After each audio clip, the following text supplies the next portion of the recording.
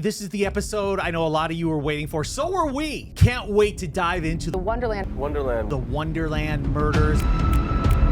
This involves cocaine, scandal, Hollywood, some of the biggest stars of the time, one of the most brutal murders of the time. 4 murder victims were found today in a posh Hollywood Hills home. Believe it or not, no one spent one single day in prison for these actual gruesome murders. I've got a video camera in the van. This was the first video of crime scene of a murder that was entered into evidence in a murder trial in the state of California. You saw one of the victims, Barbara Richardson, lying off with her head smashed. It's called by a lot of people the bloodiest crime scene ever here in LA, even worse than the Charles Manson murders. These were intentionally headshots. This is somebody sending a message. You don't mess with Eddie Nash back then. I mean, he was a bad dude. This is a personal message. They killed her bad. They punished her. What the is going on? All right, welcome everybody. This is the episode I know a lot of you are waiting for. So are we. Can't wait to dive into the Wonderland Murders, and we're going to talk all about it today. Welcome, I'm Tom Zenner, host of One Degree of Scandalous, right here on the Tom Zenner Scandal YouTube channel with the one and only Cato Kalin. Tom Zenner, glad to be here. And joining us today, yes, the man. I get one right. The man, Wow. the one and only Tom Lange. Detective Tom Lange. All right, we're resuming our four-part series on serial killings and some of the most famous killings and murders right here in Los Angeles, and the guy who's always in the middle of it, the icon, the legend. Tom, you know how we feel about you. I know you're humble, but man, what a treat, Cato, to have Tom in here again today. And people, by the way, you know, we see it in our comments. They go, more Tom Lange, and we got more Tom Lange. Yep, so we got him today. The man who wrote the book on it was at the epicenter. And folks, this involves sex, cocaine, scandal, Hollywood, some of the biggest stars of the time, one of the most brutal murders of the time. And believe it or not, no one spent one single day in prison for these actual gruesome murders. And we are going to break it down today. So here we go. Tom, welcome. Thank you. Now, I watched the docuseries with Michael Connelly, which was fantastic on Amazon. You and your partner, Robert Souza, were in that, did a fantastic job. You are there. And the thing that struck me most, Tom, was this is 1981, you guys. This is 1981 when this crime was occurred, July 1st. And what struck me is you were one of the first on the crime scene with something different with you that day, a camcorder. You were taping it. You taped the crime scene. So you restored it. And can you just talk about how you got called that day, why you brought the video camera, if that was common at the time? I didn't actually bring it myself. We had a photography unit there, as always happens at crime scenes. You have a photographer there. Sometimes they would have a camera, sometimes they wouldn't. Before, at crime scenes, you are going to photograph everything that you're going to photograph. This particular incident, if you have 3 levels where there's action, you got 5 victims with all sorts of evidence, you're going to have a whole lot of photographs. I mean, this case probably had over 1,000 photographs of the crime scene. But as we're preparing to do this, one of the photographers said, hey, by the way, I've got a video camera in the van if you're interested. And I'm thinking that, well, we've never done that. We wouldn't want to do that. But then I got to thinking, boy, with all these victims in 3 different levels, all this evidence, that might look pretty good in front of a jury, but it's never been done. I mean, I'm thinking to myself, can we really do this? And then I thought, well, why not? Let's do it, and we'll find out later whether we can do it or not. So I said, yeah, well, let's try it. Well, back then, you had these big, heavy cables, and it was a shoulder-mounted camera, and you had big lights, and you had to walk all this stuff, and you had to, it was a pain in the butt. Today, you probably wouldn't, it's just a lot easier today, but back then you'd have to move things and everything else, and so there was a concern that the cable might get in the way, the lighting might get in the way, but why don't we just go ahead and try it and see what happens? And so I said, all right, let's go ahead and do it. Put your camera and bring it in. And what we did, we used 2 or 3 people to kind of clear the way without moving anything on the crime scene, because there's no sense in photographing or videotaping the crime scene unless if you move everything. You want everything in a pristine condition the way it was found initially to show as evidence. And you have to be able to testify nothing was moved. This is exactly the way things were found, and you take it from there. So you want all of this photographed. So we did the photography, but then we did the video also. And it showed the relationship between the victims, where the victims were found, and all of the evidence. We were able to point out all of these things. I did the narration all the way through, but while I did it, I was able to get a couple of criminalists to comment on some things that were found. Little blood on a light switch, a couple of other things that were of interest, and it became evidentiary later. Turns out this was the first video crime scene video of a murder that was entered into evidence in a murder trial in the state of California. So it was new. And John Holmes is going, we use that for work. Right. That's the same That's camcorder. funny, Cato. No, but, Yeah. So, Tom, this is a question. Who's the person that calls it in? And are they giving their name? Who calls in a crime like that? Because it's Wonderland, it's private area. So you got to think the person that calls in might be involved, or how do we get the first call? Okay, the first call, a young man was next door. First, let me tell you where this happened. The entrance to the 8763 Wonderland is only like 10 feet away from their neighbors. They were facing one another with the little short stairwells going up.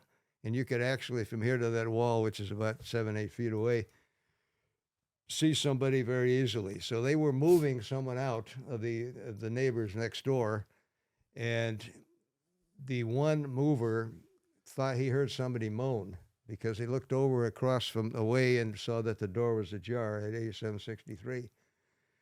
And he looked across, and he thought he heard somebody moan, and the door was cracked open. So he went over and peeked in, and he looked a little bit. And he saw one of the victims, Barbara Richardson, lying off with her head smashed in. It was pretty obvious it was a crime scene to him.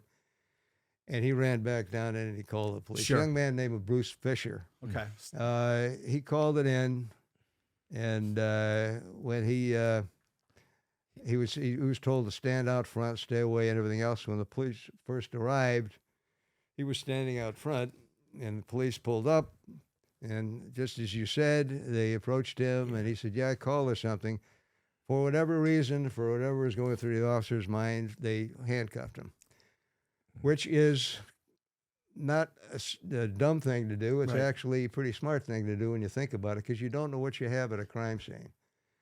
So until things get straightened out and you apologize, it's much easier to apologize. But if you've got 5 people like that, you don't know if this person's involved or not. Right.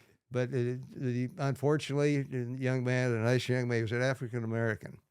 And he says, wouldn't you know it, I'm the only African-American here, and I'm the only guy standing around with handcuffs on. Which, at least he had kind of a sense of humor. Probably needed a little levity at that point. So Yeah. let me set this up for everybody that doesn't know the details of this case. Movie came out in 2003 with Val Kilmer. He played John Holmes. John Holmes was the biggest star of the time. He was huge. I mean, he was very famous. The industry was in the Valley and Chatsworth. This took place really close to us where we're taping this. We're just off Sunset. You got to kind of go on Sunset to get into the Hollywood Hills, and that's where Wonderland was. So there was a nasty club owner here in Los Angeles. His name was Eddie Nash. He came over from Palestine, wanted to be an actor, failed as an actor, started owning nightclubs and dealing drugs. This is when cocaine got very, very big in LA. And it was almost a status symbol. If you were doing coke, you were making it. So coke was everywhere here in Hollywood, West Hollywood, in the clubs and at parties here. So John Holmes was a coke addict, right? He owed Eddie Nash money, and he owned this biker group or a gang called the Wonderland Gang, right? And they were famous for dealing cocaine, robbing drug dealers, stealing. They were nasty. Right. Murders, all kinds of things were attached to these guys. Holmes owed them money. So they went to him and said, help us get Eddie Nash. We can rob his house. So John Holmes unlocks the screen door during the morning when he's at Eddie Nash's house. Later, these thugs come over, pull out a gun, stick it in Eddie Nash's mouth. One bullet grazes his bodyguard. Greg Dials, a bad dude who's a key player in this. And Nash knew that it was the Wonderland Gang, and he knew that Holmes was involved. So he forces Holmes to go with Dials a few days later on July 1st and get revenge. So they had stolen a ton of drugs. Tom can fill it in, guns, cash. They got quite the loot. So they go back there in the early morning hours with lead pipes and wreak havoc. And it's called by a lot of people the bloodiest crime scene ever here in LA, even worse than the Charles Manson murders. And Tom, I'll tee you up with that. Hopefully I got most of these details right. But Tom, didn't somebody say to you when you were entering the crime scene with the video camera and whatnot to put your galoshes on because it was that bad, that bloody, that nasty? Yeah, well, you got 5 people with their heads bashed in. Blood was everywhere. Someone did make that comment. I think it was one of the detectives that was there from Hollywood. And then I repeated the same thing to Bob Sousa, my partner, when he showed up. But it was very messy, and we knew we were going to be there a long time, and we were. We were there for over 30 hours, just at the crime scene initially. Insane. And is it hard to, their faces are so bashed in to identify?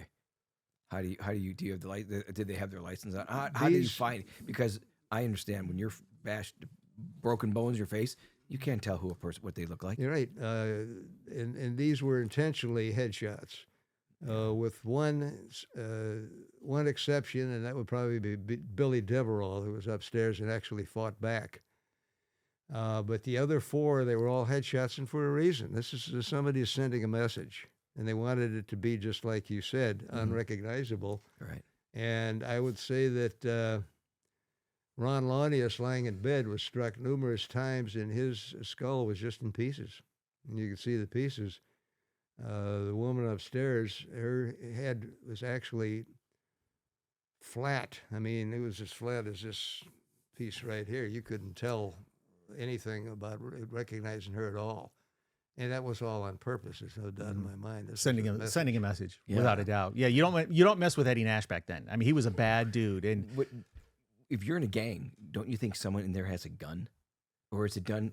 Is it done so secretly? Well, it was early morning. Well, it's early morning, and they were all under the influence. They were all blasted from the they're night all cokeheads. before. Okay, They're all out of it. And Billy was the only one that got up and tried to do anything. But you've got 4 or 5 people in there with murder on their minds, and that's it, with lead pipes, and you're not gonna do anything. You're not gonna stop them. Tom, what do you do at that point? Do you have to rely on some tips out to the media? I know a big tip helped. This Fat Howard guy was involved in this thing where you did get a tip, but how soon did the trail start going towards John Holmes or Eddie Nash, or what was the first break? Because where do you start with that amount of carnage? Yeah. Well, you start at the crime scene, and you're not in a hurry to do anything. That's phase 1, and you only get one shot at that crime scene. I've never been to a homicide scene that I haven't returned to, but it's that first time out that you need to get everything initially. And so if you have to spend 3 or 4 hours there, if you got to spend, in this case, 30 hours there, that's exactly what you do, and you make sure that everything is thoroughly documented. The evidence is taken, but then the area is secured in order for you to return at another time, and that's what happened here. You're not really interested in what might happen tomorrow or the next day. You got to deal with what's in front of you first. Anything like this is going to be a high publicity case. There's going to be a lot of people that are going to be contacting you. There's going to be a lot of people that you're going to find out about in contact. While we're at the crime scene, people were actually calling in and asking for one of the victims. And Bob would answer the phone, see if they could find out who they were, jot their names down. And so we're starting right there at the crime scene, just picking up the phone, and somebody called in, and he was in jail in Arizona, a fellow by the name of Cherokee. And Bob answered the phone, and he says, "What the F you want?" And he says, "Well, hi, this is Cherokee. I'm in Arizona, and I got busted, and there's Billy there." And he said, Bob said, "Well, Billy's busy. What's your name?" He said, "Well, who are you?" I said, "Well, I'm Bob. I was up the hill, and I'm watching the dogs." "Okay, well, tell Billy I'll be in there tomorrow." I said, "Well, where are you going to stand? Where are you going to stay when you get here?" They're trying to get information on him. So we got 2 or 3 calls like that. Wow. So this is where you start. Jeez. You're interested in everybody. Mm-hmm. Just looking at the pad, now we hadn't anybody identified, but if you look at this pad and the amount of narcotics and everything else and the way they were killed, this isn't just a family having a family outing or something. There's a lot more to it. So everything is evidence. That's how you look at it. And obviously, these people killed before because no one goes in with a lead. I mean, a gun is a shoot, done. Yeah. Lead pipe, you're watching them bleed to death. So you're used to something. That sends message. And then we didn't know until we found a little indentation. And the stairwell is very narrow. And going up the stairwell, somebody was obviously swinging a pipe, and it hit the side of the wall, and it left an indentation. You can see the striation marks. Mm-hmm. So we excised that out of the wall, and that pretty much said, looks like probably a lead pipe, and obviously that's what it turned out to be. Mm-hmm. And again, this is all about the message. Like you said, if you had a gunshot wound, we just want to get rid of these people, and we'd shoot them in the head, and it's a payoff. No, this is a personal message. Yeah. There's no question. Right, because they took a shot at his bodyguard. They put a gun in Eddie Nash's mouth. Yeah. And this is a guy you don't want to mess with. Yeah. So I bet, your message delivered, obviously, to you guys that this was more than just some random attack. Ron Lanius, kind of the leader of the Wonderland gang. Eddie Nash, already kind of notorious in LA at the time. The coke scene had just started. Were any of these guys under your radar already? Anybody from the Wonderland gang? Or was Nash in and out of trouble? Had you been to his clubs? Or as you started diving into this, were these new people to you? Well, initially, we usually, if you're working homicide, you don't get involved until it's over, But I meant the LAPD in general. Yeah, no, they knew who Nash was. He had, I believe, 7 different nightclubs. Going back several years, he has been surveilled by LA sheriffs. In fact, so was the Wonderland gang the night before the murders. They were actually watching the Wonderland house. They were out front. But Nash had a background for dealing drugs. He'd been in certain arrests, and anybody associated with him, he was known as a big-time dealer. A lot of organized crime people were attached to him. He ran the clubs. He had different clubs for different people. He had gay clubs. He had clubs where they dealt narcotics out of directly. He had young people's clubs that like young people. He had a Polynesian club, restaurant. All these different ones for any taste. I mean, anything. And these were all fronts for a lot of the narcotics activity. But he also dealt out of his house. And we found out that the sheriffs were also watching his house. And we were able to piggyback on a couple of warrants because of that. You got to think that his clubs were also almost like a casting for because they got the gay clubs, you got the people that I'm sure that a lot of the people there. And plus, I can get you in a movie. And then the cocaine was hooking the everybody, drugs. right? Yeah, and then he owned them once they got, because this was new. Yeah. And you know what? Eddie Nash is also famous for pretty much inventing crack cocaine, right? Because people got used to the high from cocaine, so the next evolution was crack, and that came out of here. I mentioned to you Liberace being involved in this. Yeah. Eddie Nash wanted to get more of the kind of the Hollywood crowd, right? So Liberace invested in his clubs, having no idea what was involved. And then if you watch Behind the Candelabra, you and I were talking about that last episode, his assistant, boyfriend, Scott Thorson, happened to be at Nash's house, right? When Holmes was there, and he sent Holmes, or Eddie Nash made John Holmes be part of this, right? Because he suspected Holmes unlocked the screen door. And so when did you figure out Holmes's involvement? And I know a palm print was key in this, but man, there's so many webs, and this thing is going in so many directions. Well, like I said, we were there for about 30 hours, and when we secured the first time, we went home and actually slept for about 4 or 5 hours and back in the office, and it was the following day that I got a phone call from a fellow who identified himself as Fat Howard.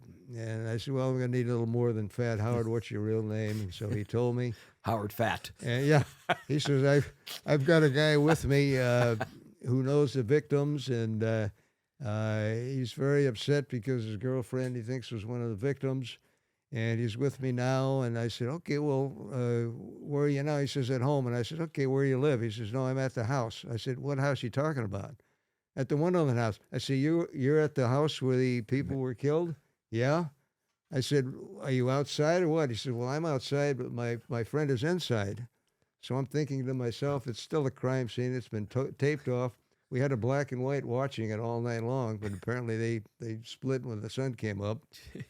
So I said, stay right where you are. We're on our way. So I grabbed my partner and my lieutenant, and we flew up there, and we met Fat Howard. Describe him. Well, Fat. when Howard got out of his car, we knew where he got his nickname from. Okay, Put it that way. I want to make sure it wasn't just PHAT. No, it's it was just, that wasn't PHAT wasn't invented yet. Yeah, that That's was a nickname. It's That the was a fat nickname. FAT back then. The good kind of fat is PHAT. You can call me Chunky Hank. Yeah, Yeah. right. Howard Cook. Anyway, he gets out and he says, I said, where's your friend? He says, well, he's inside. And I look up and the tape's been ripped off. Somebody's pushed the door in again. And so I said, well, you wait here. So we got a black and white came by, and they sat Howard down there, and we're running him and getting information on him. And so the three of us went up the stairs and Tell me going the other through guy's name house. was not Slim. No, Slim Okay. wasn't there. All right. Slim wasn't there. You go- That'd make a good you go- story, though. We could Yeah, I was work gonna- something out. Yeah, I just had him For going. the What are sequel. the odds? Okay, so you go up. You go up to the Go house. upstairs, Yeah. we hear somebody routing around in the back upstairs, and we go up there, and there's a guy on all fours crawling around upstairs, and he looks like he's picking up these little pills because there's pills everywhere. This place has been ransacked, Right. thrashed. So we're thinking, did this happen by the killers? Probably not. If you're going to kill 5 people, you probably want to do what you're going to do and get the hell out of there. Right. We find out later there were at least 2, maybe 3 groups of people that went through the house with the bodies inside and cleaned it out with Are you narcotics kidding and everything me? else. They trashed the whole place.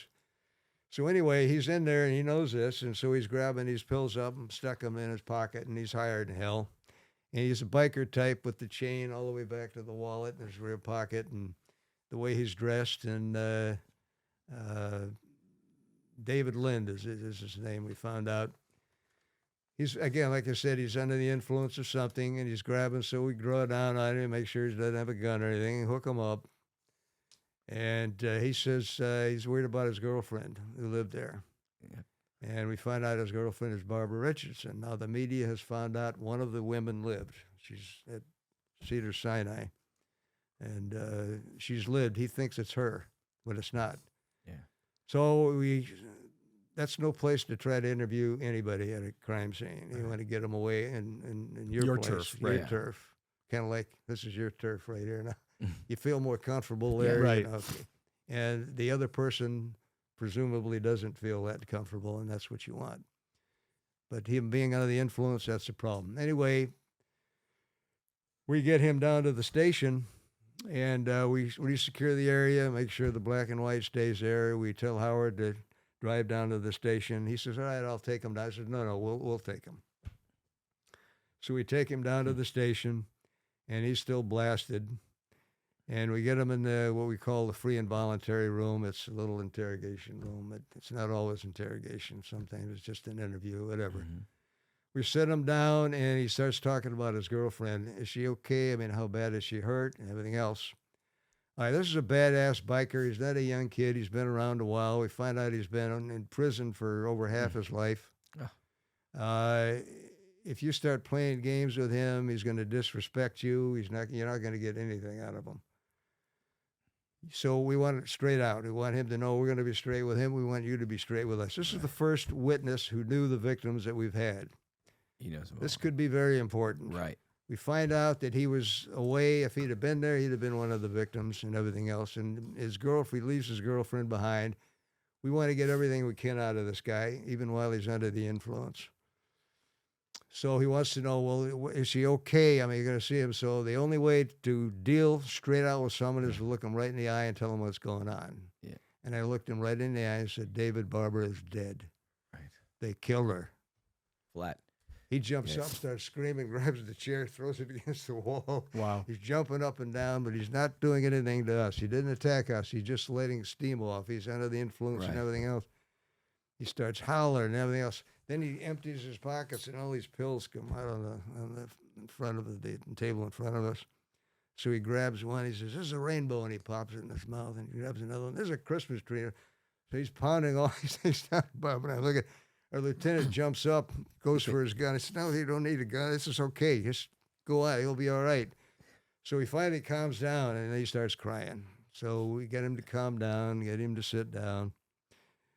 and he opens up. And now it's Dave and Tom and Bob and Barbara. He knows It's not the victim. It's not Ms. names, too. Richardson. It's that. And I just told them, I said, they killed her and they killed her bad. They punished her. What the fuck is going on? Did you think that would get him emotional where he'd give you more info? Yeah, he would Okay. open up. We're straight to we're one-on-one Yeah. now. We're being straight with everybody. Put the bullshit aside. Fine, we're cops. We got a job. You're here.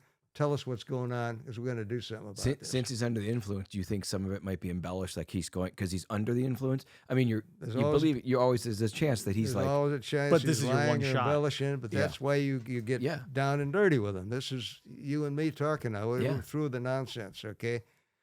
We're not going to play bad cop, good cop with you or anything else. We find this guy's been in prison more than he's been out on the streets. Right. He's 41 or 42 at the time. He's 20 years in prison already. and his girlfriend's dead, so he's going to be more. Yeah, willing to you're give up. you're for He's him. going- You, Yes. let's together let's find go. who Find killed out your who killed girlfriend. your David, girl. we want to find out what happened to Barbara. Yeah. Who the hell did this?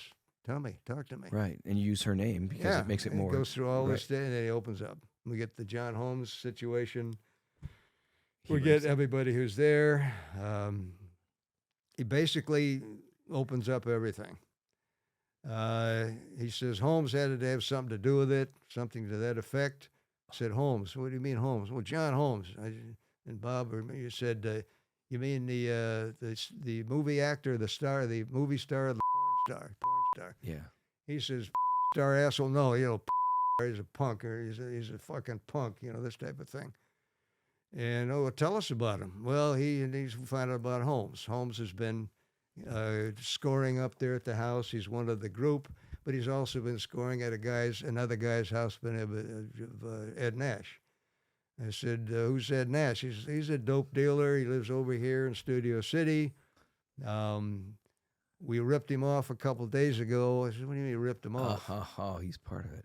So we find out about the whole thing about Holmes. Starting to playing make both sides sense now, against the right? middle. Yeah, so now it's starting to come together. So we're going to be real down with this guy. I mean, we're not going to play with him or anything else. Sure, we could have booked him, anything else, but Yeah. would that be the smart thing to do? So here's the first big decision. The book says you book him. Right. Yeah. Policy and everything else.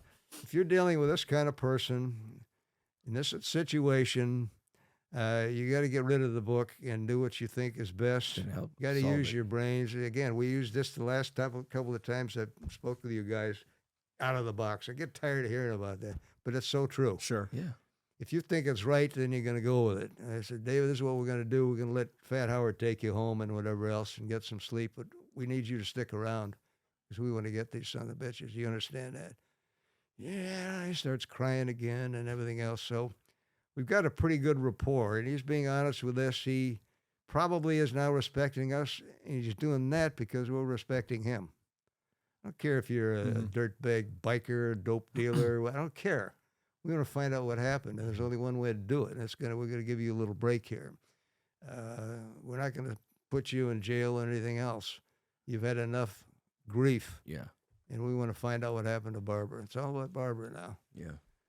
So this goes on for several hours, and he's just he's on the nod, and he's gonna go as soon as we get him out of here.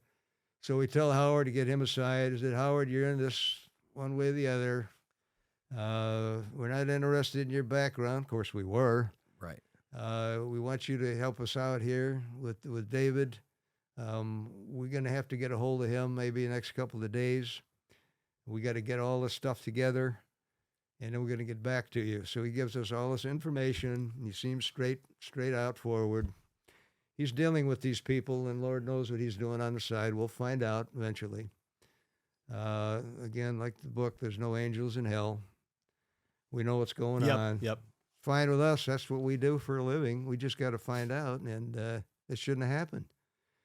So Howard says, fine, he'll go with it. So he leaves with David, and now we got a lot to put together, and so it was another long night. And we start we do background on Holmes, find out who Ed Nash is. One thing leads to another, and we're off and running. Yep. Go back real quick. If we'd have maybe done like they do on television, all right, asshole, put your hands behind Right. your back, you're under arrest, you went into a crime scene, you're guilty of section so-and-so interfering and this, that, and the other, and you advise him of his rights and all this other BS, and you throw him in jail. Wow. Are we going to get anything Nothing. like that? No. Yeah. And Tom, it's like you said in past episodes, you start putting the puzzle together, right? Well, yeah, that's when you exactly what you're start. doing. And then your street smarts, your experience kicks in and go, this guy's a source for us. Yeah. This guy Yeah. can help us. So And which he did. He went on and was a very good source. when he mentions Nash and Holmes, do you guys do surveillance before going in to get them to question them? Well, we didn't. That's a good question, by the way. We do background on Nash. We find out he's a big shot in the underworld. He's a big dope dealer, and he does a lot of other things. A lot of Right. people that turned up dead who dealt with him. Okay. He's got all these 7 clubs. He's got a lot of people that are under the influence, and he's a cocaine user himself. We do his background, and of course, we find out about Holmes, playing both ends against the middle. We find out that through David that he let the killers in. This was all planned. It was Holmes's idea for the most part. Unbeknownst to us, of course, Nash had already figured that out probably that very day, and they strapped Holmes to a chair and slapped the crap out of him, and they found out what happened. So we're dealing with all these things and trying to do backgrounds on everybody. And we want to contact, again, all of these. There's a lot of other contacts we want to make before we move on him. We're looking for Holmes, though, initially. Holmes, this is, again, a long, I could be here for the rest of the night. And so I'm trying to jump ahead a little bit. We find out a little more about Holmes through our advice unit. We find out that he's very close, that he's an informant, and he makes a few bucks on the side. Well, any informant who's that close is a paid informant. Yeah. He's there for the money, and he's there because you're not going to arrest me because I'm your guy. And he's going to use the money to buy drugs anyway. Yeah, 100%. But he's very close to this advice supervisor who we talk to. He's very reluctant to give Holmes up, and we have to tell him that, look, he's into drugs. We're talking about 5 people who got their heads bashed in, organized crime, some very vicious people. I couldn't care less if he's your informant. Yeah, that relationship's ending. Yeah. The other thing that this particular advice cop realized that we had a chief of police by the name of Darrell Gates. In any high-profile case, Darrell Gates doesn't go through the chain of command. Mm-hmm. He wants you in his office 6 a.m. It's like you and me are talking. All right, what's going on? What should I do? What can I tell them? He doesn't go through. His assistants are walking behind, looking up, and they say, oh, you might know. Darrell Gates wants to know what's going on. Right. Direct to him. He went so far as he was retired when the Simpson thing went down. He used to call me at home and talk to me about stuff. And he was retired. He really cared about what he did. Yeah. He was the last autonomous chief we ever had. So he wants to know. So I know that we're going to go to him. We're not going to get any BS through the interim with all these other people. We can talk to him, and he's going to let us do what we have to do. He's also going to understand that sometimes we have to go a little bit out of the manual, perhaps, and do what we did. If you're talking to someone who's smoking a joint, they'll feel better if maybe you sip a beer with them or something. And you sit on the floor with them, and you don't care if they do that, if you take drugs in front of you, like David. Under certain circumstances, you don't want to do this. This is different. I mean, this murder is still fresh. Yep. You want to talk to these people on their level. But they need to respect you. And you're only going to get some respect from them if you respect them. Yep. Them. Yeah. Right back. And that's so true. And yet there's a problem with law enforcement that they just don't do that. I guess they all think they're RoboCop. Yeah, I guess so. Doesn't work that way. No, it doesn't. And like you said, Gates was not a politician. He was a real cop, he's a cop. worked with you guys. Couple things here. Fun fact, guess how many women John Holmes claimed to be with the porn star? I'll take a guess. In life, like in maybe life. through movies and everything. Yeah. I'm gonna go high with it because you're making it sound like it's high. 3? No, I'm gonna go high with it. Oh, he was a player. I'm gonna say 6,000. Okay, Zeus. 55 people? Women? Okay, no. Okay, good guess. Bad guess, actually. Tom, you probably know the answer to this. 14,000. 14,000. I'm surprised. So he That's what says. he So I'm says. surprised Holmes could That's count his that says. high. So he said, you can't believe anything out of his mouth. Right, This exactly. guy, Yeah. right No, to the end. I'll tell you what, he's the luckiest dude in the world because he was able to slip through Nash. He was able to avoid doing any jail time. He never talked to the grand jury. More on him in just a second. Here's Tom. One thing I'm interested in. This Wonderland gang was bad news. All right. They were just nasty. They were criminals. That's day in and day out, 24/7. They're committing crimes, basically. Lange, the leader, who they got, right? How did they not know robbing Eddie Nash could be a bad idea? I mean, these guys weren't, they weren't exactly rocket scientists. I'm going to guess on drugs. the side. I'm going to say drugs, but that's. But I'm sure they were on drugs, but they had to know there would be payback. Yes and no. Okay. Ron Lanius, he's had him as a leader. Actually, Billy Deverell was more of the so-called brains. If they had any brains, he would be the one that would do the dealing and run down the various dealers that they were going to rip off. Lanius was a badass. Lanius was probably good for a few murders of his own. We found out there was another case of a very well-known sportscaster who ended up murdered that another one of our teams was handling a few weeks before. And Ron Lanius was suspect one in that case. It was a murder for hire in L.A. Sportscaster in L.A.? Yeah. Can we Gave the wrong score. Yeah. What? I was a sportscaster for 15 years. I survived. It's a very dangerous It's job. in the book. Okay, well, Yeah. I want to find out because Vic Weiss? Was it over drugs? No, I don't believe it was. It was a murder for hire. Okay. This guy was picked up. His body was found in the trunk of his car at Universal City. Vic Weiss? That's interesting. But Lanius, kind of the trail was headed his way. Lanius was the suspect in that case. That's something they do. but they never caught Murder him. for hire. Never He was caught. being looked at as a suspect, but he was just a badass. Mm-hmm. He was afraid of nothing and no one. He couldn't care less about Ed Nash or anybody else. And when you put someone like that, he's beyond a sociopath, probably, if you can be beyond a sociopath. He was a psychopath. Yeah. And the others were under the influence, obviously, and he would lead them along.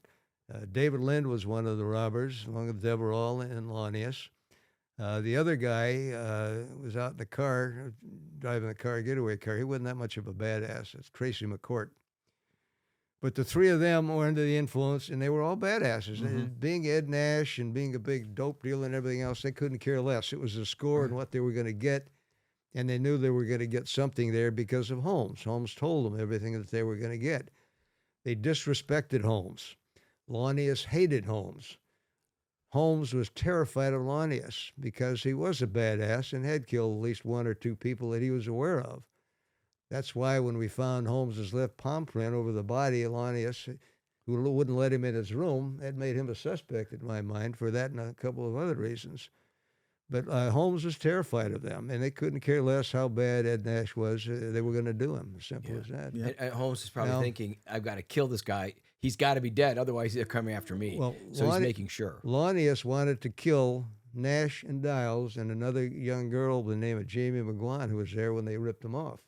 Lanius wanted to kill him, just like he wanted to kill, at another robbery, a housekeeper. He wanted to kill a housekeeper because she might be, a witness to the residential robbery of another guy. Anyway, Deverell and David had to back off. They said, no, don't do it. We don't want any murder raps. They're never going to report this, which they didn't report it. One dope dealer rips off another one. You don't call the police. No, of course not. So if you kill them, though, it's a different story. Right. Yeah. And so that's why that happened. Yeah. Okay. And David Lind was the guy that actually put the gun, I think, into Eddie Nash's mouth. So I think Nash wanted him for sure. He wanted all of them, and he got them all. And his bodyguard did it. I'm curious because that's a lot of carnage. That's 4 dead. Another one could have died. Yeah. Brain damaged. And this is, these are multiple whacks. This isn't just boom, boom, boom, and I'm out of here. We know Dials, the bodyguard, was one of them. Holmes was there because the palm print was on the bed, on the top part of the bed. And I'll let you explain your theory of why, Tom. How many people do you think actually participated in the actual murders? Probably 4 or possibly 5. No, Holmes let the killers in. That's through his own admission. We knew that was true. Of course, we later find out from Holmes's wife that morning he went home to his estranged wife, I guess you could call her, Sharon's house in Glendale. He was covered in blood. She never gave us that information, nor would she testify to it. Of course, there's a privilege there that if they were married, she couldn't be coerced or forced into testifying against him regardless. We find out this later that he was covered in blood, so we know that he was there. And again, through his own admission, he let the killers in through the house. Now, as far as the palm print goes, like I said earlier, he was not allowed into Lonnius's room. He wouldn't be caught in there dead. That's kind of a silly thing to say, but he wouldn't be caught dead in Lonnius's room. Lonnius hated him and disrespected him. So if I'm the killers and I just let him in here, why isn't John Holmes lying in there with the rest of them? The DA, Ron Cohen, on that case had a very good question that he gave to the jury during Holmes's trial. Why isn't he one of the victims? Well, because perhaps he took part in the killing. It'd be easy because he hated Lonnius. So why the left palm print? I mean, Lonnius' skull was in pieces. So if I'm in charge of this little killing group, I'm going to say, Holmes, come here, take a few whacks. Mm-hmm. You're now one of the killers. Whether you want it or not, you're not going to let him live. So I think that he did go in there and take a whack or two. He was forced to. He never admitted to that, but he's already admitted to letting the killers in. Now, duress in a murder case is not a defense for murder. Mm-hmm.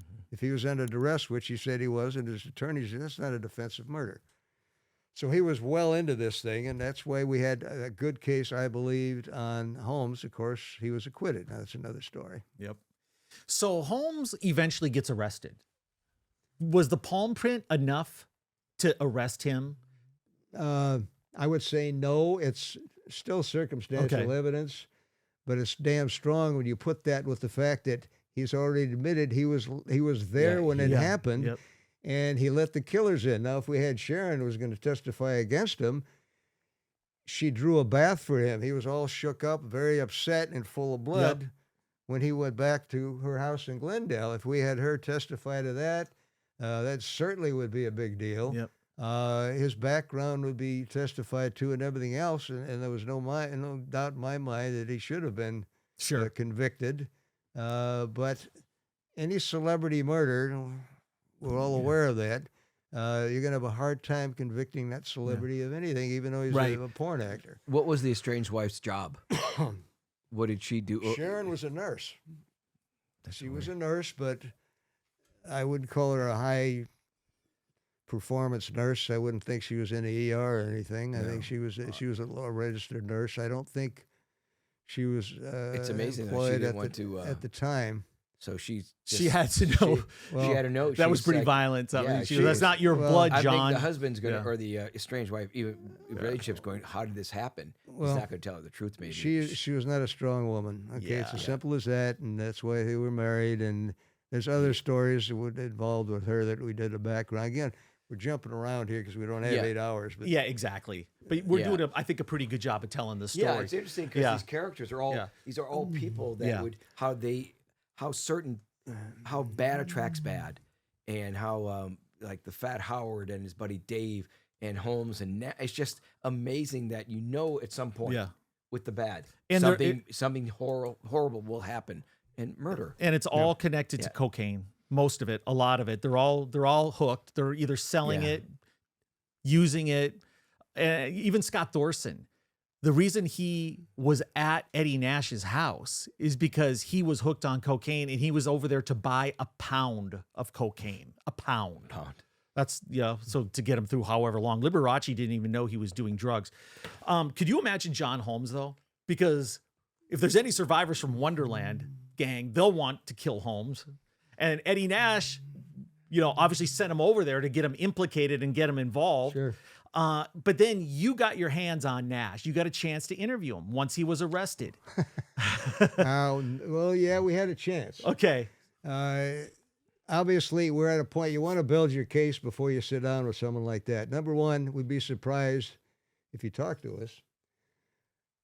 Number two, he's probably going to have an attorney with him. That's fine. We need to ask some very basic questions. And again, this is not going to be an interrogation. There's a difference between an interrogation and an interview. Interrogation is, good cop, bad cop. We're going to yell at him maybe. It's confrontational. someone like Nash is going to say, screw you. He's going to walk out, which he could. We don't want that. We want a little conversation here. We want to listen. We were just trying to find out what the hell's going on. Right. Okay, we got a job. I understand you a job, and we got a question of this doesn't. Can you explain this type of thing? We just work it out with everything. Well, we never got the chance because of the high publicity type of case and everything else. This went up a couple of levels, but not far enough. I think it would have gone to Daryl Gates. He may have changed his mind, but nobody wanted us. Our brass did not want us to interview Ed Nash. Why? I have no idea. However, again, we get deep into this and we find out that there's a little corruption on the judicial level, on the attorney level, on the police level. We find that Nash does indeed probably own a couple of 3 cops. We met up with one of them who tried to talk us into a couple of things. We were offered money. There's a dirty federal agent involved here who set us up, said we were in bed with organized crime. That led our department to investigate us and follow us around. There was nothing to it. The problem was now that would be discoverable in any criminal case. And if that could put minds in the thought of the mind of a jury that maybe these cops are dirty. Yep. All this crap went on behind our backs. We had to meet an individual at a restaurant for lunch once. He was an organized crime figure. And he had some information about the Wonderland gang. He wanted to meet us in public. And we met at, what's the Hollywood restaurant? Musso Frank? Musso Frank's. Oh, yeah. So we're having lunch. Unbeknownst to us, we're under surveillance by our own department. Lange and Sousa are having lunch with an organized crime figure.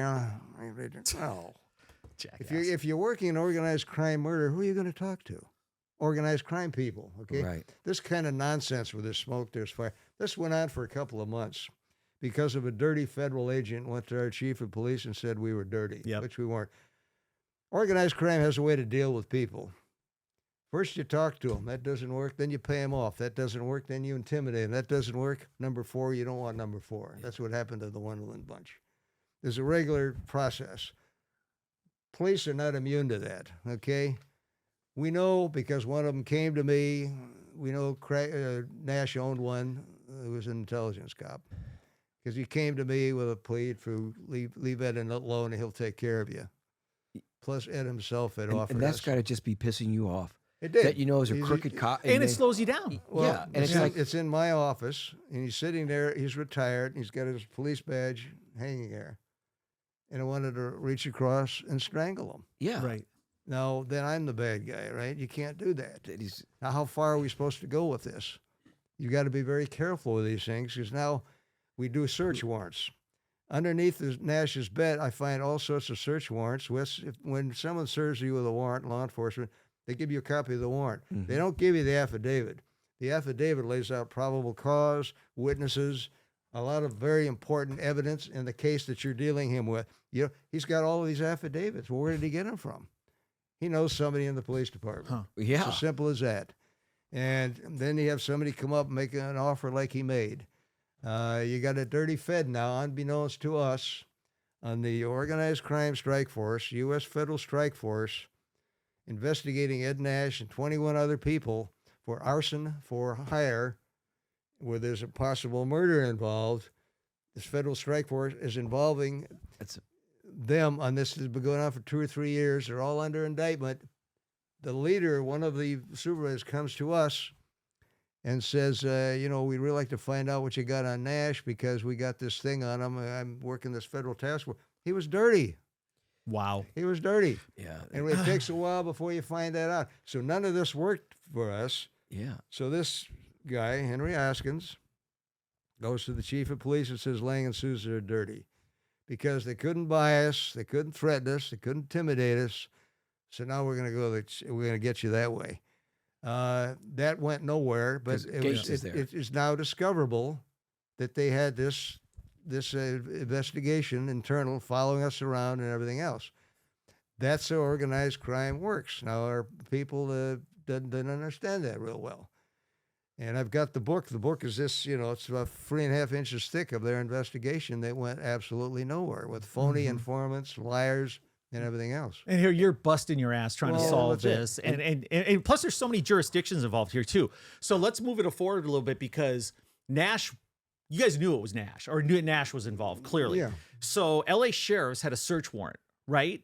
That they could go into, and you were able to go search Nash's house The first for drugs and stuff, right? warrant, yeah. And that moved things along then, didn't it?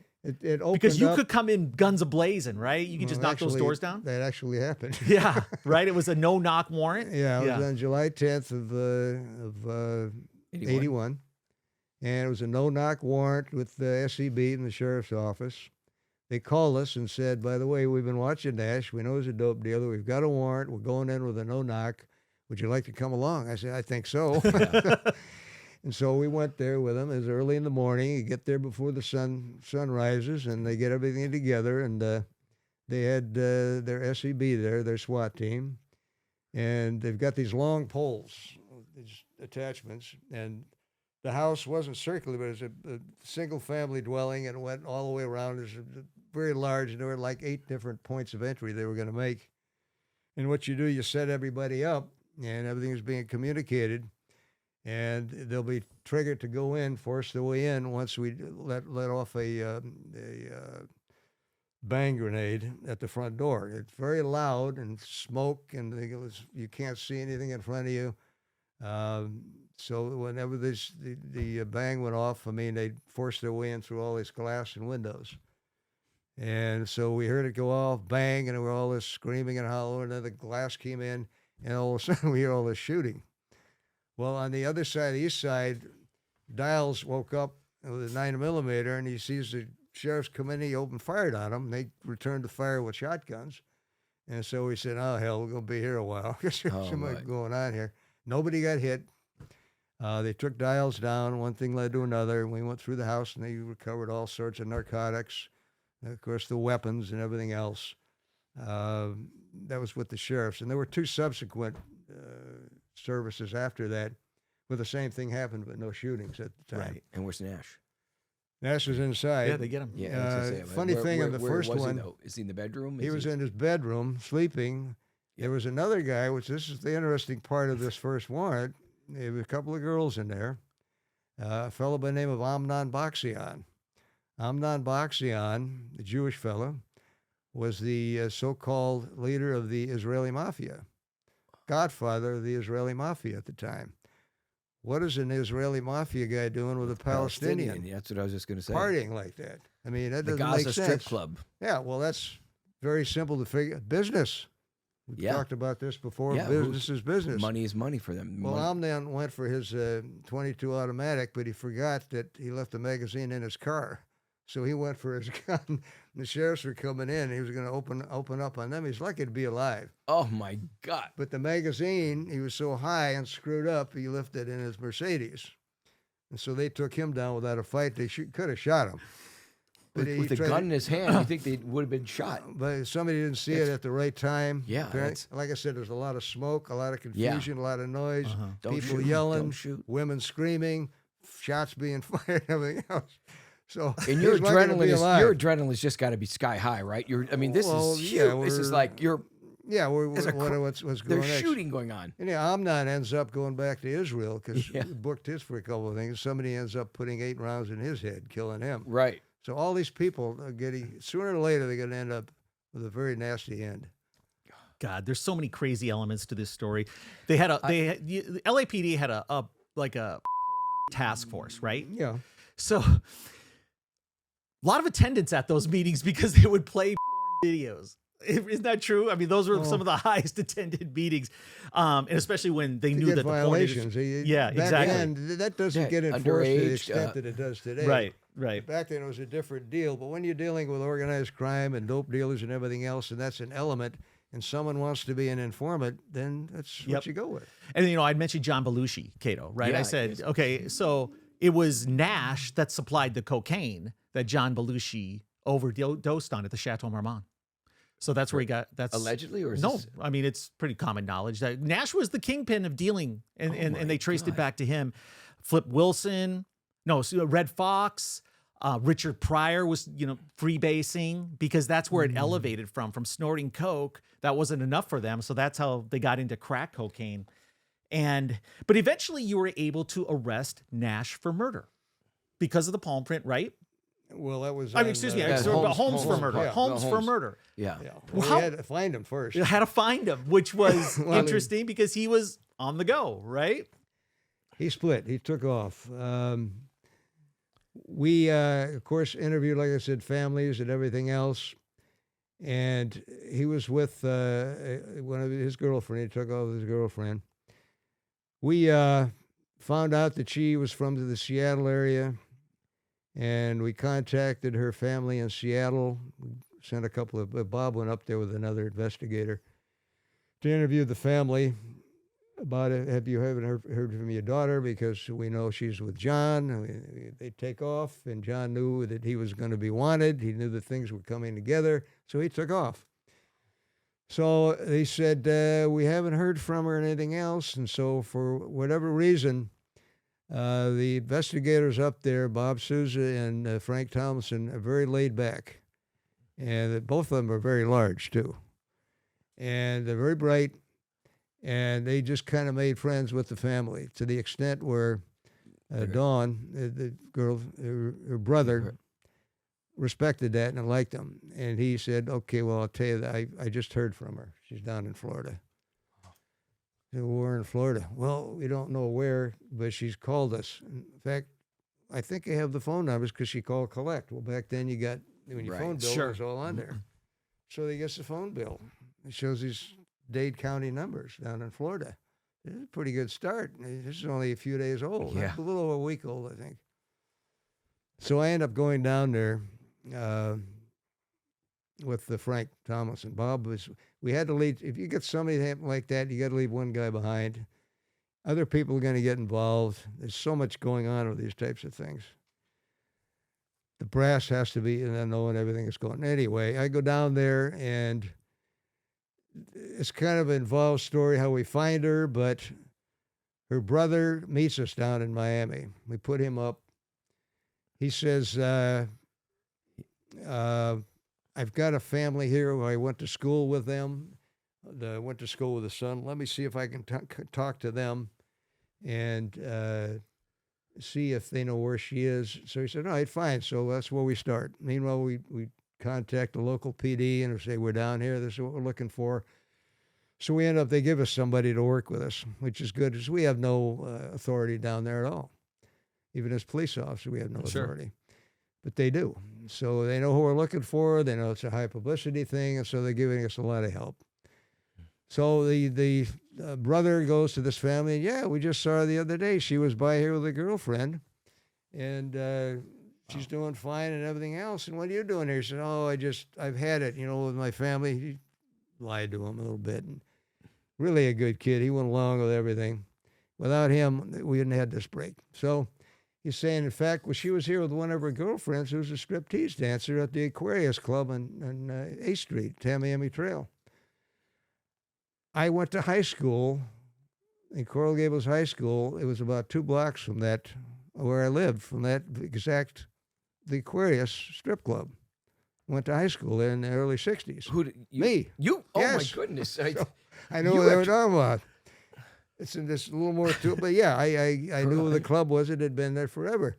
And she works at the club. And I says, well, how are we going to identify her? And he says, the owner of the house that the brother talked to, well, she's got a very unusual pickup truck because the pickup is an older pickup. And in the back of the bed, there's a log cabin. It's really neat. You can actually walk in. It's really big. You can see it. When you see it driving down the road, you can't miss it. It's a log cabin, Aquarius, strip dancer. What are we going to do next? Get some syrup. That night, yeah, get some syrup. That night, we go to the club with the locals. It takes about 10 seconds through the park lot, and there it is. Damn, can't miss that, right? No, you can't miss it. We find out the club is open until 3 a.m. So we got to, this is 11 at night. We're going to go and see if we can spot her. We get a little bit of a idea of what she looks like. The cops say, this is a dangerous place. Don't go in together. We've had knifings. They don't like cops. They get a lot of problems here. So be careful type of thing. Meanwhile, he said, we'll wait in the parking lot. You guys can go in and see if we can find anything. And he says, here's some singles. Yeah. So, we go in. I order a beer. I don't drink. I haven't in a long time, but I drank then. If you're going to work these things, Yeah, you Got gotta- to, man. better Yeah, look like Yeah, you somebody stand get out if along. you don't, Yeah. right? Serpico. Well, Frank didn't drink at all. So we had a problem with that. But anyway, they're watching the log cabin in the parking lot. We go in. I order a beer. Frank orders a beer, and he's sitting there, and he's a few stools down. And so there's 3 stages going, 3 different new dancers, Right. and they're getting down, and they're doing some really lewd stuff. Really lewd. All nude, and there's some nasty stuff going on. It's a young crowd of guys. They're screaming, they're hollering, they're drinking, they're doing everything else. And every now and again, I look around, make sure everyone's looking. I take Frank's glass and I pour it into mine. I'm drinking it down. And put it back in. Help him out. So open him out. So it's 3 a.m. comes, and we walk out.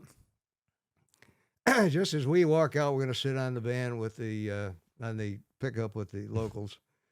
And she comes out with a guy. And they get in and got her. We're going to surveil it. We're going to see where they go. Because where they go, supposedly, Dawn's living with them, with this girl. Because she's been living with the girl who has 2 kids, and she's watching the kids while her girlfriend is working, dancing, whatever she's doing. So we find them. We fought all over Coral Gables. They stop, make a couple of stops. And I know the area. They go right by my house. Jeez. On the street, I can remember it offhand. When I was an 8-year-old kid, I remember standing on the sidewalk. Some things you never forget. Yeah. Dwight D. Eisenhower had just been elected, 1954, I think it was. And I was really into American history and politics, so I ran 2 blocks down the street because they were going to come down A Street, which leaves from the Aquarius, in an open car and go see. So he came by, I think it was a 54 Plymouth, and they had the roof down. And the president was sitting in the back, Dwight Eisenhower, and I was all by myself, and I ran out across the street. They didn't have a lot of Secret Service, I guess, back then, and I put my hand over into and he grabbed my hand, and he shook it. Holy and he smiled crap. at me.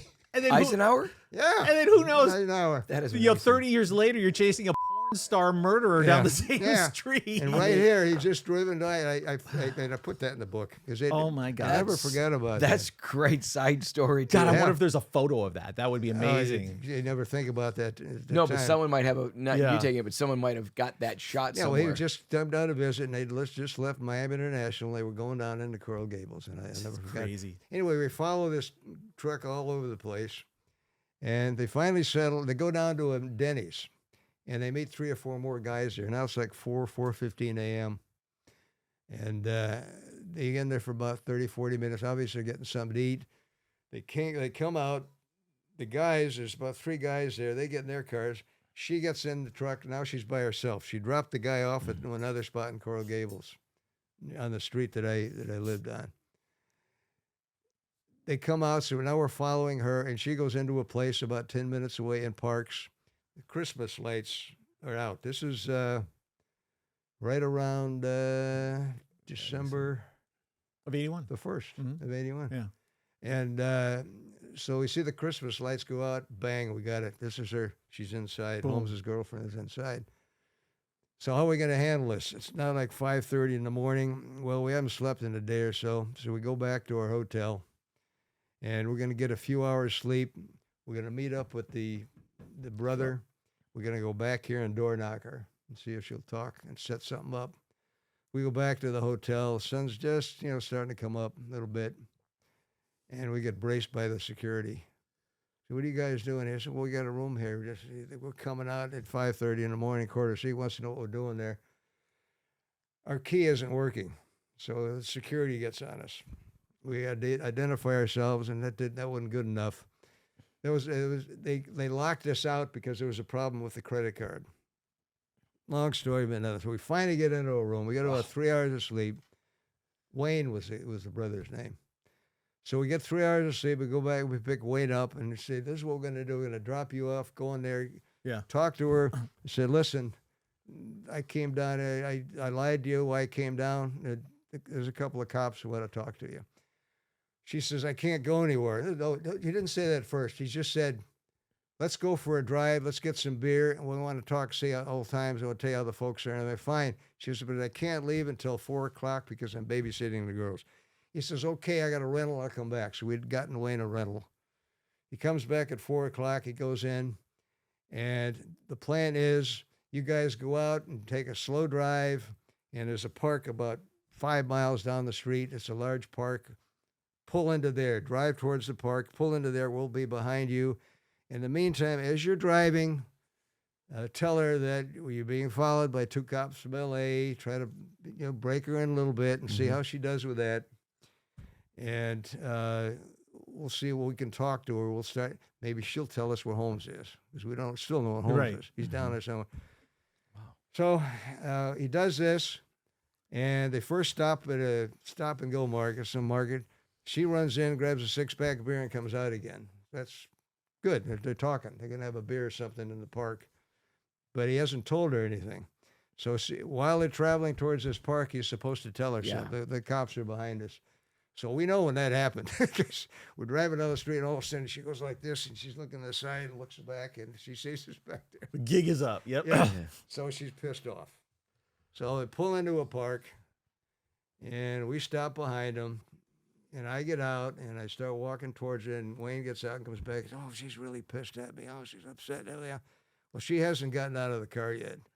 So I go, and I says, hi, remember? He says, yeah, I know who you are. I said, oh, shit. I says, look, you're in danger. We know John's down here, and he's wanted. And I give her the whole story. She starts to listen. She says, the LA cops are dirty. We know that. They're all dirty. And John says you can't trust any of them. This type of stuff. And they're dirty, and she's a little pissed at John because he's off playing his games that he plays. He's not a one-woman kind of type of guy. And she's pretty straight.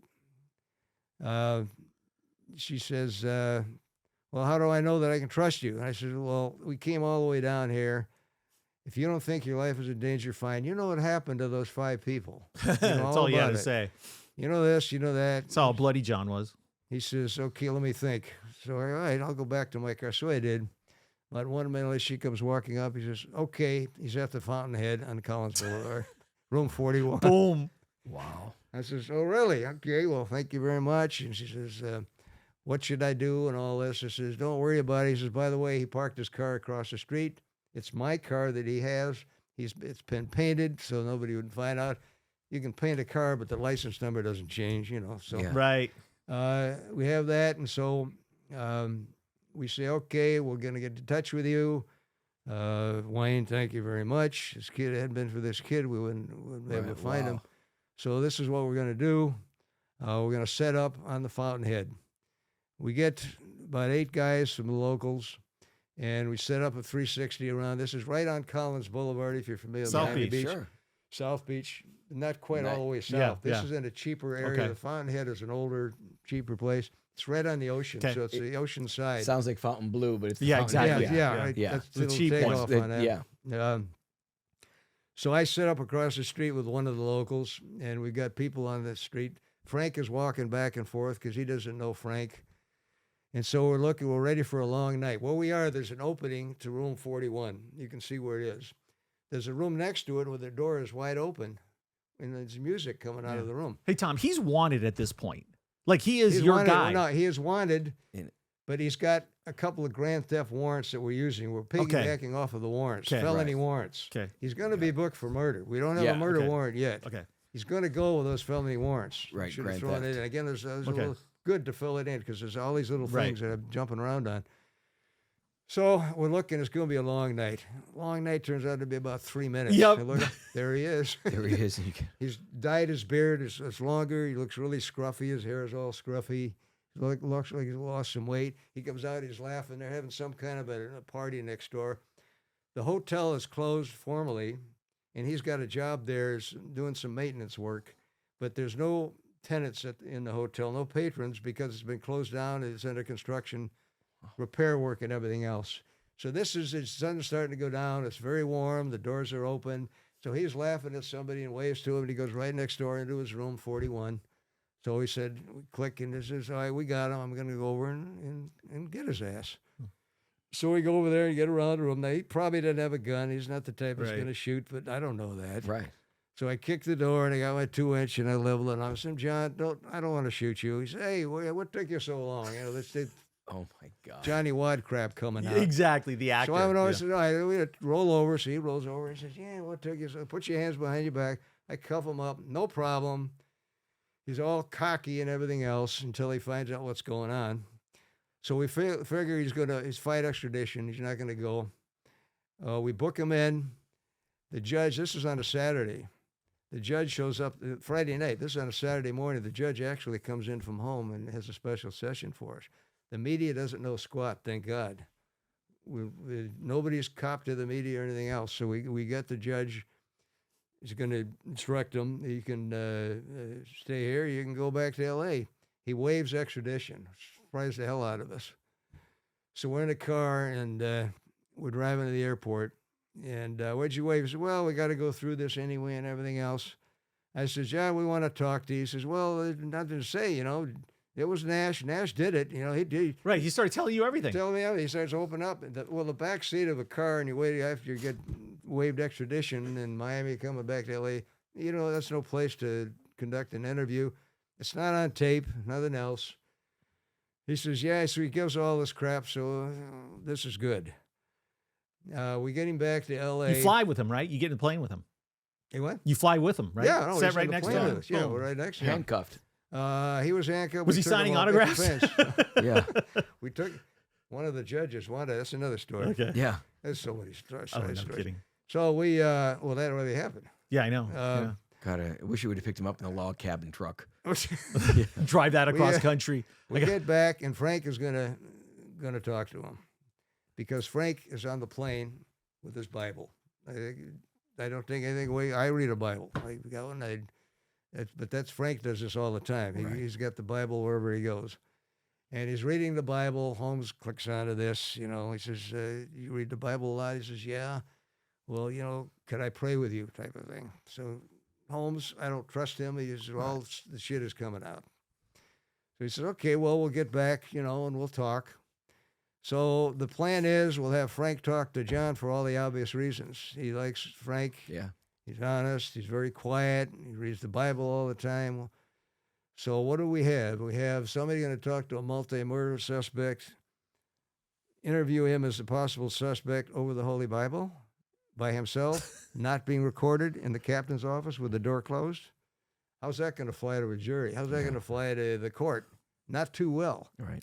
But that's the way they wanted it, so that's the way it happened. But That's recorded. not the way I would do it. But Yeah, right. recorded, It though. was not recorded. Yeah. It was not recorded. Didn't want to upset him. type of Everything thing. about this I- case is just crazy. He's Yeah. on his knees. They pray over the Bible. You want a defense for murder? Yeah. So he cops out. He says, this is where we find out he admits to letting them in. But he will not admit Did he admit letting him into Wonderland? into Wonderland. So he unlocked the door for the robbery, and then he let Nash's For crew the go in murders. there for the murders. Yeah. Wow. No, So yeah. that's- It Yeah. goes both ways. Yeah. That's what I'm saying. That's what kind of an individual. He's an accomplice to two different crimes. Yeah. Yeah. So he says, this is what's going to happen. But he won't admit anything else. Now, again, if you throw this in, you got Sharon's admission that he had blood all, but we never are going to get that. It's a husband-wife thing. There's a privilege involved. We would never get that. But he's given us enough. Again, he said the defense said that he was afraid for his own life. Again, duress is not a defense for murder. It's as simple as that. He could have been tried on that. Then we have the palm print and all this stuff coming together. So it's a pretty good interview, but are you really going to use this when you pray over the Holy Bible and that's how you get your confession? Problem, big problem. Yeah. That never becomes an issue for some reason. Huh. It never is an issue. You never know what's going to happen. So that's what this happens with Holmes. One thing leads Yep. to another. Our brass gets a little too involved, and they put him with another pair of detectives, good guys, good cops. They think that they can handle him in another way, in a different fashion. They put him up at a nice hotel Roosevelt. downtown L.A. Roosevelt. No, it was the eventually it turns out to be the Biltmore. Okay. But before that, it's Right. the other one. Okay, so Cato, they put him up on county dime, right, or city dime. City dime. Yeah. He's A nice ordering place. steak dinners, It's like ordering room service, whiskey, scotch, and everything else. living large. Adult films at night. So they turn our tactics around on us. Our own brass does, and they don't tell us initially. Till we find out, we get really pissed. This causes Frank Tomlinson to actually retire. He told me he was retired, and a lot of cops say that, but he did. He left. Because Bob Sousa, who I worked the case with initially, we were just partners temporarily while Frank was on vacation because he was my regular partner. So now I'm regular partners with Bob. So he's doing all this stuff. Anyway, we find out about this, and we cut off the scotch and everything else, kick him out of there. He ends up in the Biltmore, the vice presidential suite. Eventually, we get nothing out of him. He's up there with Sharon and his girlfriend, all three of them. They're up there 3 or 4 days partying, drinking scotch, and all this other Jesus. crap. This is no way to turn this thing around. He's not going to give you anything. Sounds like his prayers worked. Yeah, So apparently far. it worked. Yeah, he prayed for the right thing. We don't know He what needed a prayed for. confession while he was at it. Yeah. So all these problems are hanging up. So we finally have to let him go. At the time, there's not enough at that time. Anyway, he's not booked. He takes off right to Nash's house as soon as he's released. The last thing he told us was he fears Nash. Nash is going to kill him. So the first thing we do when he walks out, we're waiting for him at Nash's house. Unbelievable. He goes right to Nash. So he has already said Nash has set it up. Nash did this, Nash did that, but he's not going to testify to it. So what is he doing going back to Nash's house? Again, this goes to his credibility. All this stuff is building a case against him. One thing leads to another, and of course, we end up in trial, and he's acquitted. The defense lays out a straw man by the name of Paul Kelly, which goes nowhere with us, but there was enough to talk the jury into an acquittal. In spite of all of these other things that we were able to put together, he's kept in jail because he won't testify to a grand jury. He refuses to, so he's in jail for like 100 days or something. He goes on a hunger strike, all this other nonsense. Nothing comes of it. And so, that's all. So now we're, of course, once he's acquitted, we're back on Nash and Dials, and there's trials with those that come up down the line. I don't know how deep we're going to get into this. I'll tell you what, Tom, we can kind of wrap it up because that was amazing. I'd never heard that part of the story, getting them in Florida like that. That was unbelievable. If we sum this all up, Pablo Escobar was involved with this. He was the guy supplying the cocaine directly from Colombia to Nash. That's where he was getting it. But then Nash gets off. Yeah. And because initially, we'll get to that. Okay.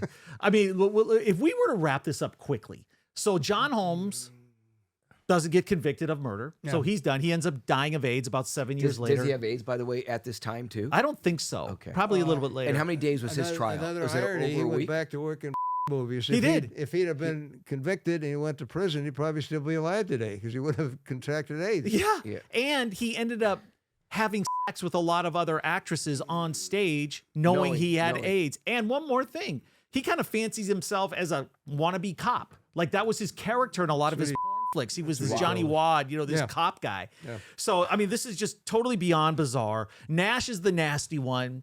Starts and ends with him. And he doesn't get convicted. Well, you think you got him. Tom, why don't you cut to the chase of what happened in his trial?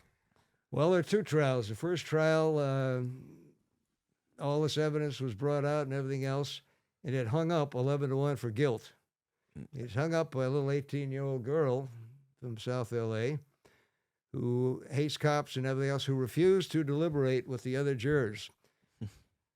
The guy in charge of the jurors, the foreman of the jury, goes to Judge Rapay and says, this young lady from South L.A. will not talk to us. She will not talk about the evidence. She hates cops. Jeez. She will not have anything to do with us. She won't talk to anybody or anything else. What should we do, Your Honor? Well, you got 6 alternates there. They've all been sworn in. They've heard the whole trial. What I would have done as a judge, and what most people would, I would imagine, would recuse this young woman who refused to deliberate, which is grounds for recusal, and appoint one of the alternates. If that had been done, and we queried the alternates, every one of them would have convicted. Nash and Dials both would have been convicted. But it didn't work out that way. She was paid. Hung up. The next jury, he gets acquitted. She was paid. She was bought off. She ends up in witness protection because her brother gets killed. He took the $70,000 payoff, didn't pay the right people at the right time. She got paid to roll over as a juror, a dirty juror who was bought off. Her brother gets killed because he didn't make the payoffs to this. He was a gang member? He was a gang member. And so she says, this is serious now. So she runs back to the DA and rolls over. And for a deal, if her family can go into witness protection, which they do, nothing happens to her because she's now rolled over. One thing leads to another, and then there's a second trial where they're acquitted. Now, how do you go from 11-1 for guilt to 12-0 for acquittal with the same evidence? Very strange. Now, again, I don't know if we're going to do any more of this later, or well, sure. We can wrap it up on the next episode. We can kind of leave it right here because we're coming back with Tom. Cliffhanger here. Yeah, we'll because you gotta hear the rest of this because it's not normal. It just stays crazy. It's amazing the corruption, what it does. Hey, Tom, hand me your book real quick. And I want to remind everybody, this is the book that Tom wrote with his partner, Bob Sousa, Malice in Wonderland. Incredible book. All the details are here. Go to Amazon, buy this book. Let's get some sales going. Throw some questions in, your comments. We have Tom Lange here taking you right inside this case, which we built it up as one of the craziest cases in crime history, and it lives up to it. And the film Wonderland with Val Kilmer, this is the real deal. No, this is it. If you want to know what really happened, and there's so much more that we haven't covered, we're going to get to a little bit. We're going to finish this one and have more serial killer cases with Tom Lange in our next episode.